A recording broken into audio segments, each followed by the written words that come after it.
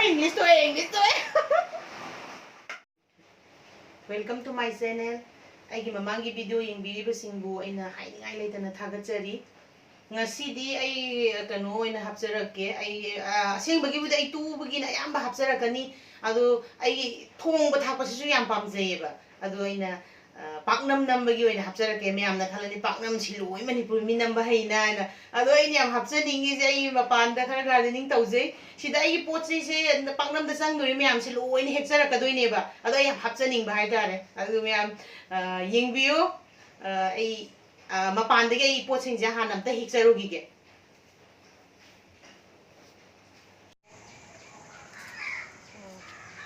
laputhoroga laga di maning da hawe isan pan hekpire ai mayang matonga yengang mana kita hekjare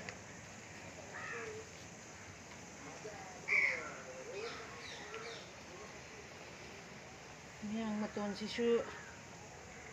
yamandana saba ngamdre pandi yam hawe saba si thanta saba nina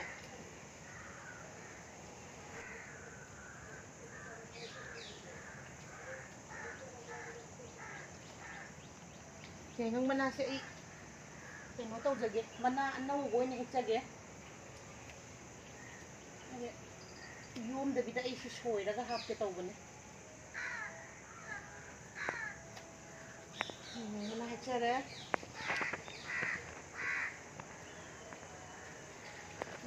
jadi kay watli laputharo yaure mayang maton hee aduga keno se morok ra hekjarake morok se sonna kande hekke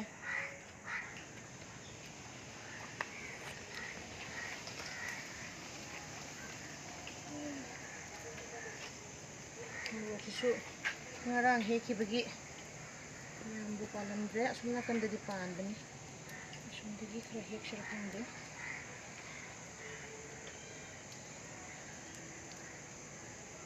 nong kan mandana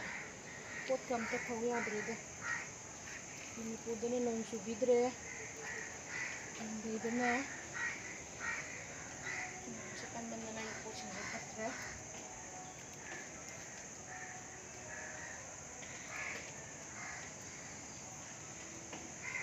aduga jikari watli mairin mana kita hetsage mairin mana sina sunna kandam he hai ni ngeda nong som su sit kan kun he euro sila oi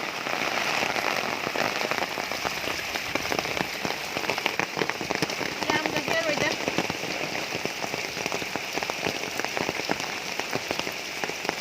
ola nong suri he ai mani kita heksare ai sange nong sure Mama, pandi po siya ilak to the sure bra. Sure. Ini yaure keno sina mayan mana yaure, pandi gi helak pa, yengang mana yaure, laputharo hele adigi mayang maton he moro hegle keno sit laita ba igi napa pi se khara phaba wale dun ai tigau tilhau oina kaksere nung ga subu da pa kaksele tilhau oina do ai si se keno tawge sana anta si na mamam tawraga loina ka sana ka sam thokja gi de loire samba ai hojik soiba hojrage amam tawraga sana pukna tawraga soirasi ai soiba hojrage laputharo hana soirage ai meyamje loina soiba loijare ahanbada ngari aroba thum leire jira powder jira leire khara duga yengang leire haldi sije ngairong haibado ngairong dune akhoi gidi sidadi ay tekna phangjadabanina akang kanghallaga suraga thamjabani silaijare aduga sina ngasai morok to leire soijare mayang maton leire phadigom leire ngasai gi yengang manadune aina anaubo ina helakhibado ai di yomjararoi mairen manado ina yomgodamnina se aina kupna soiraga hapjarani laputharo leire tilhau mana leire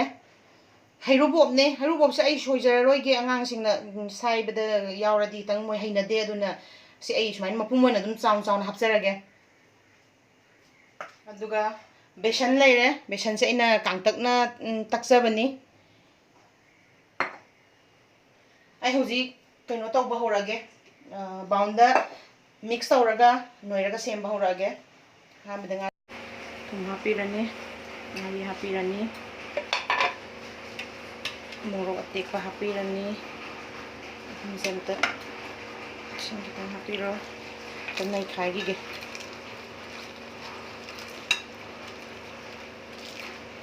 Khudna फजना नैदोदी हावबजा नतेदा Khudna फजना नैरगा हावबा हेंदौ माले येरा अदुगा सी मसाला ma'am से हापचिनबिरनी जंबिरनी सिना खाइबिरनी अदुगा रोसा हान हापचरगे सिजि खरा कन्ना नोइगदबनिना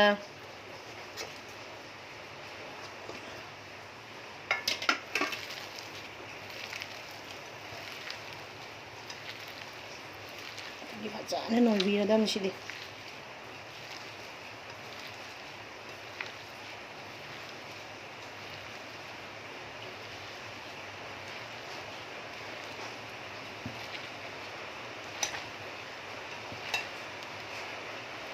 ya jadi yang mana siapin birane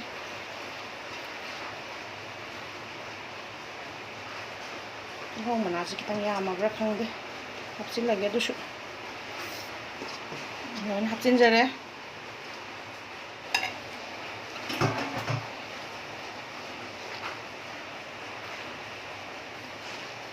pecahana noi birane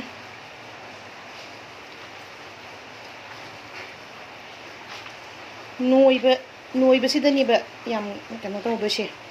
खरा कन्ना फजना नोइबिरदिने हावबने मागी महीसु तुम खरा थोलकने दुन हारेन इसिंगसे तंग येंगागा कितंग कितंग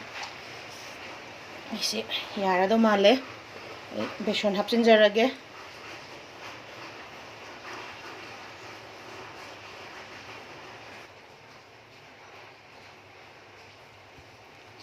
यारादो माले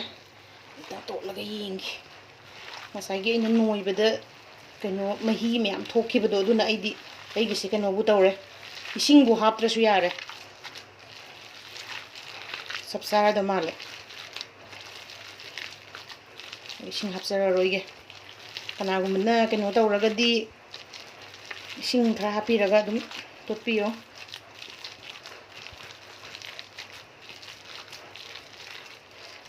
खितंग लांगबो पामदि खितंग हापसु यादि याबजान ada male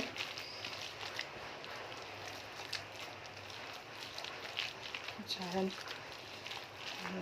eloi jare ai gi si pura kanogi totpagi oina dei ready lore hojik la da tawraga tanu nambagi kano se mu tawjarage ai ngasai hexera pala do phajana chamthoga machum tahalaga thamme adu hojikang heglapagi la si prek prek ti eba kano taweba yombada nungai do mandeba aduna aina sije tawjage mayamju khangbiramdabaju yai adu mai mathaktane hapet smaina ngata ngata kano tawbiu hattaba kai kai yawra masu phara dum phare kachaigrani mai thadok pire yaudi yawra ai phajana samjarabani am sengna haidi nongsu banina mot akai se yawraga suhana aduga smaina dum mathaksida yam kuina natte ko adum thangatpaga mai se kanna lekhatpanina ba kuina tawdursu yabani ba ngata ngata smaina tawbiraga dui yam thotlani bala se duna khon horen yomba matamda adum yam nungai na yomani haidare hojik kano ai gije kano tawre ai khara yamju yam gare aduna yambagi wasu natana kanagumbana paknam se obel da honingaga ju yamna kano tawna thuna haidare adum yabani adu ai yamsu yame amana obel da horage amana gas da thangalaga horage do ai si mairen mana se hapjarage aina ngasai yangang manado soiraga oina hapi khrido chaba su chagrani yangang manasi yam phai chaba aduga aina sida mairen manana yomning banina aduda soiraga hapsin gare si sumaina kano tawbirani ani thokna haujare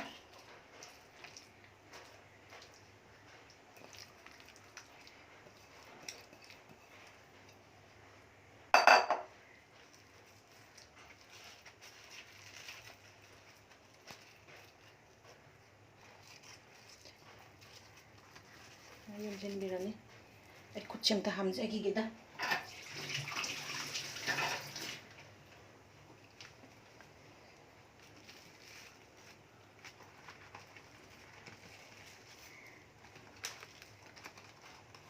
ꯇꯨꯂꯥꯁꯦ ꯉꯁꯥꯏ ꯑꯩꯅ ꯍꯥꯏꯕꯗꯣ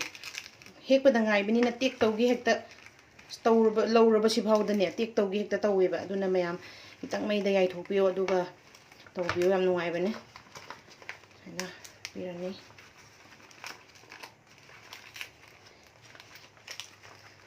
ꯁꯤꯁꯦ ꯂꯩꯔꯦ ꯑꯩ ꯁꯤ ꯇꯋꯥꯗ ꯍꯥꯞꯆꯤꯟꯖꯔꯦ ꯑꯗꯨꯒ ꯑꯩ ꯂꯩꯈꯠꯄꯤꯔꯅꯤ खितंग मयाई ओइना थंबीरनी minute अमा अनि खक खितंग कनो कंहल्लगा थंबियो तवा से खितंग सानबा अदुगा आई सनम सुनबा कनो सिना ननसिनजरगे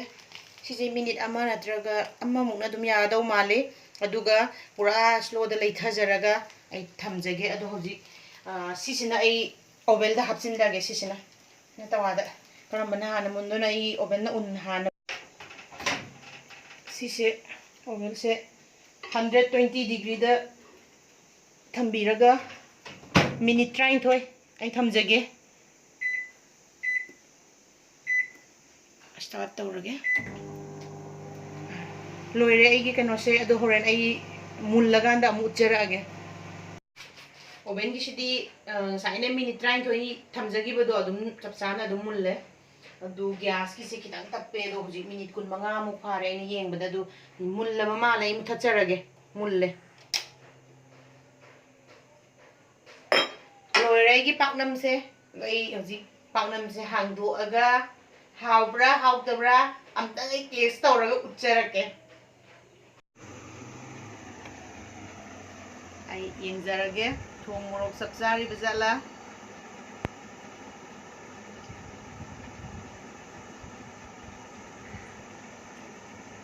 थोंग मोरok सकजारे याम हावरे आईदी हावरे मयामदी खंगदे अदुबु आईगी वीडियो येंगबिरिबा मयामना लाइक तौबियु शेयर तौबियु सब्सक्राइब तौबियु मखागी कमेंट तौबिरउ खुरुमजरी